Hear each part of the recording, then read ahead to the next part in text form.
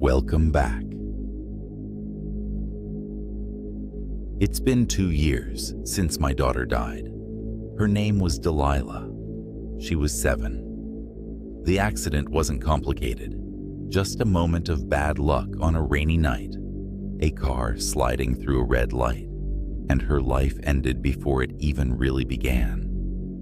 Since then, it's just been me, my husband Mark, and our son Jake, trying to stitch something normal back together. But some things, they don't go away. I started seeing her a few months after the funeral. At first it was small things, a glimpse of her jacket, her favorite pink one with the little fox patch, disappearing around the end of an aisle at the grocery store, a flash of her hair outside Jake's school. I'd blink and she'd be gone. I told myself it was just someone else's kid, that I was tired, that my brain was playing tricks on me. Then it escalated. One day, I was stopped at a red light. When I looked over at the sidewalk, there she was, Delilah. But not how I remembered her. Her face was pale, almost bluish. Her lips were cracked. One of her arms looked bent, hanging wrong at the elbow. Her eyes met mine, and I swear, they didn't blink. I gripped the steering wheel so hard my knuckles went white. When the light turned green, I drove straight through, didn't even check for traffic. I didn't tell Mark. Not at first. What was I supposed to say? Hey, honey, I saw our dead daughter again, and now she looks like she crawled out of her own grave. But the visions kept happening. Each time she looked worse. One night I woke up to a noise in our bedroom, something like scratching. I leaned over the edge of the bed, slowly, heart pounding, and there she was, under the bed, her face inches from mine, skin pale and torn, mouth slightly open, teeth clenched tight like she was holding back a scream. Blood matted her hair. One of her eyes had ruptured. It was black and leaking. I couldn't scream, couldn't move. She just stared, and then she smiled. That smile broke me. Mark rushed in from the living room when he heard the thud, me falling out of bed, and I told him everything. He didn't laugh. He didn't even look surprised. He just put his hand on my back and said, "Let's get out of here." We moved a few weeks later. New house, new town, smaller, quieter. I told myself Delilah would stay behind, that maybe she'd been tied to that place, that she'd find peace now. For a while, she was gone, until last week.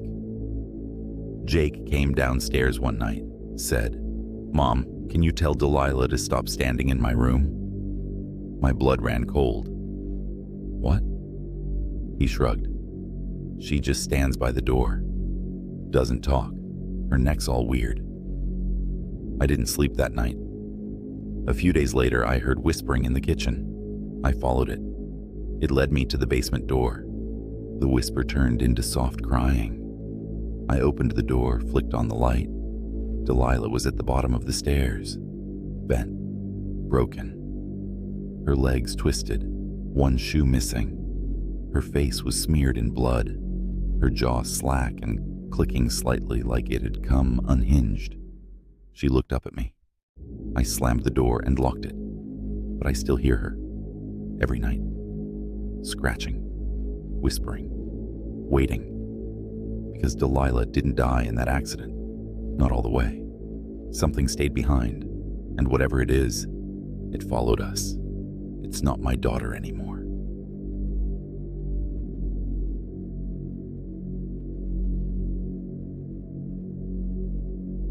I never believed in sleep paralysis. I thought it was just a spooky buzzword for nightmares. Something people exaggerated online for clicks. That was until I moved into the basement apartment of an old duplex in Ohio. Cheap rent, no questions asked. I should have asked questions.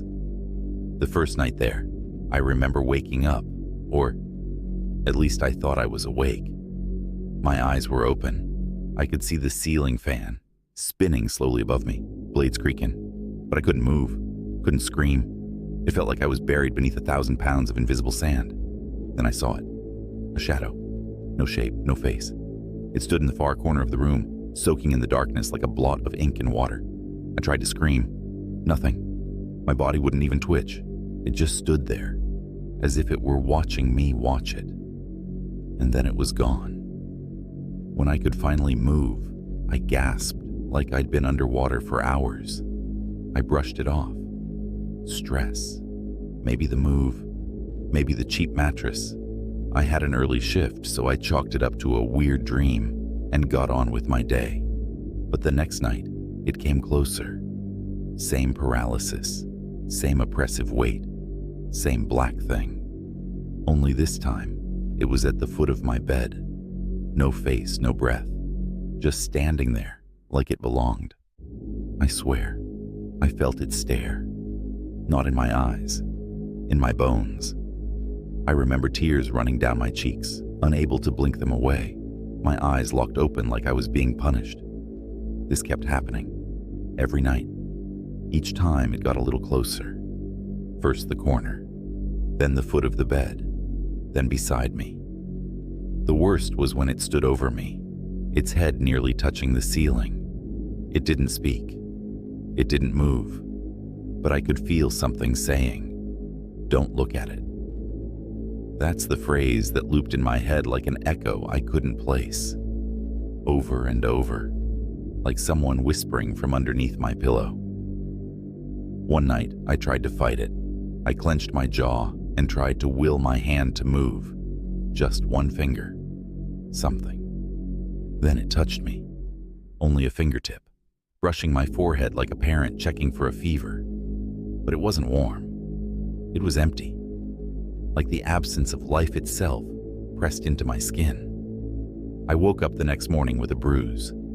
Just a small gray spot right where it touched me. Cold to the touch. I told my friend Damien. He laughed, but I could tell he saw the bags under my eyes and the tremble in my voice.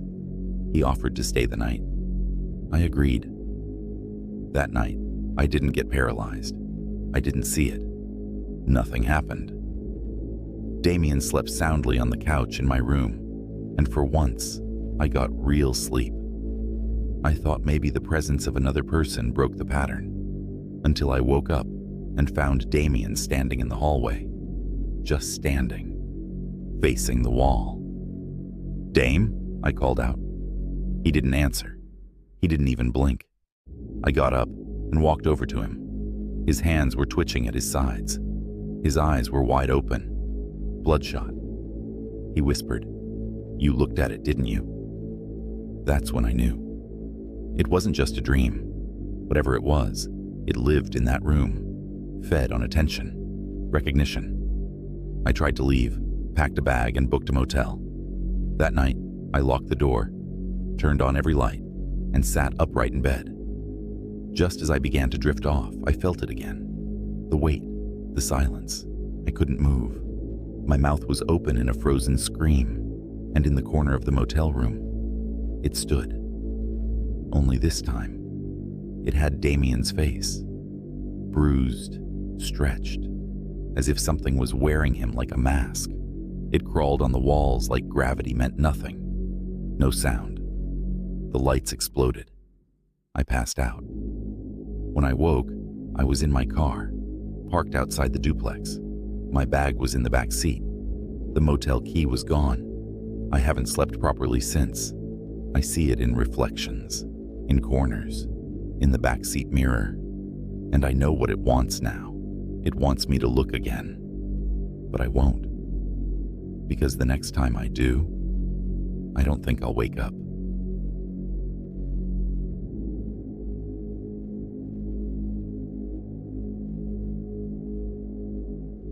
When you buy a lake house, you don't expect it to come with a goddamn nightmare.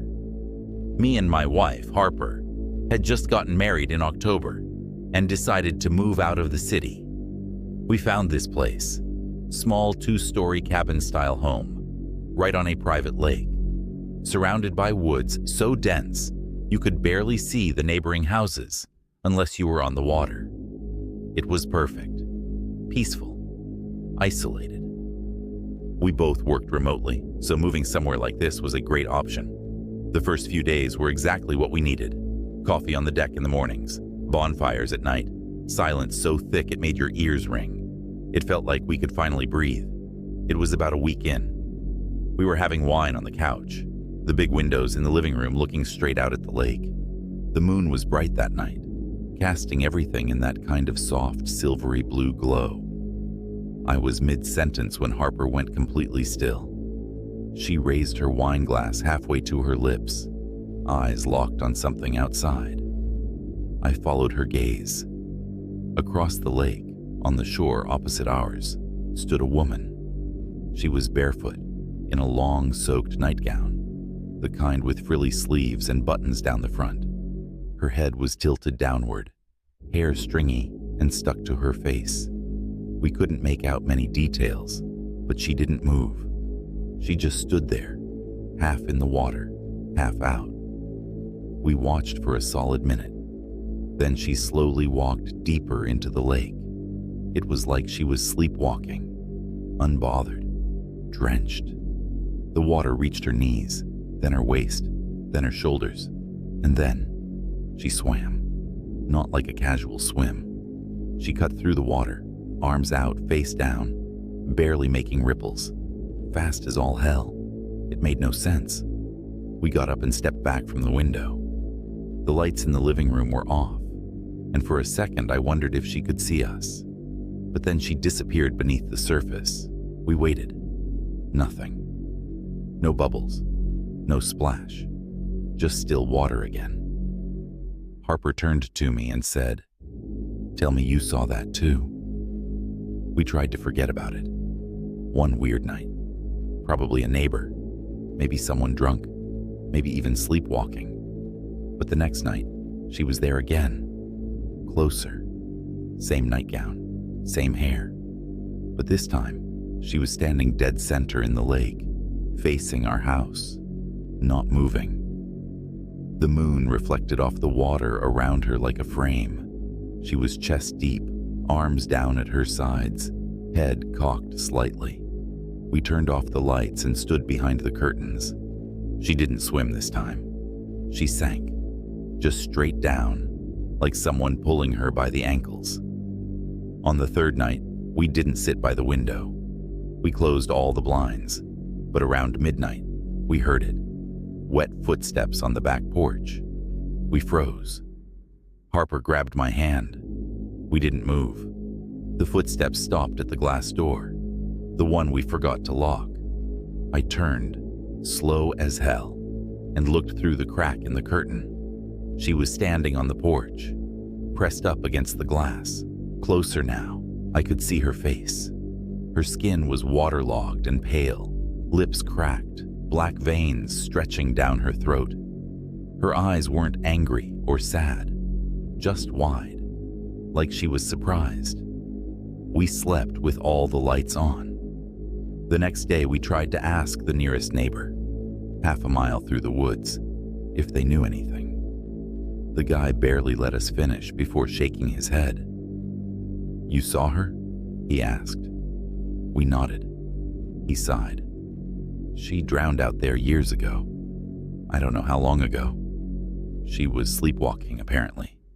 They never found her body. People see her. Then she gets close. Then it gets worse." He didn't elaborate. It got worse.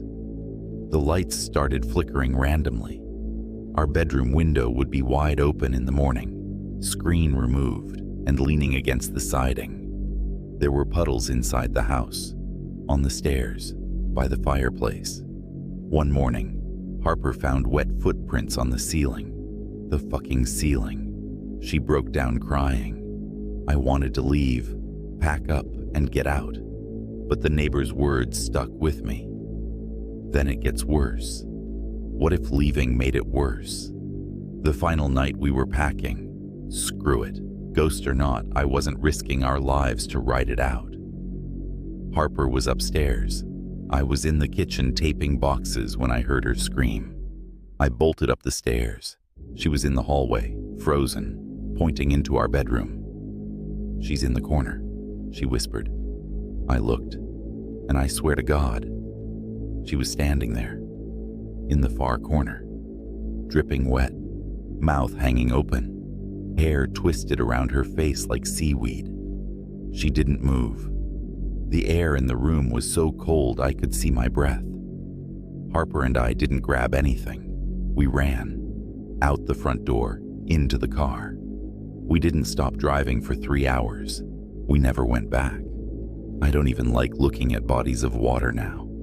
Pools, bathtubs, doesn't matter. Sometimes I wake up in the middle of the night, thinking I hear water dripping. Sometimes Harper dreams about her, standing at the foot of the bed, whispering things we can't understand. But we left that place behind, and I pray that whatever we saw stayed in the lake.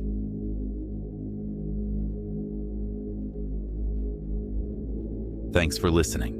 Subscribe for more.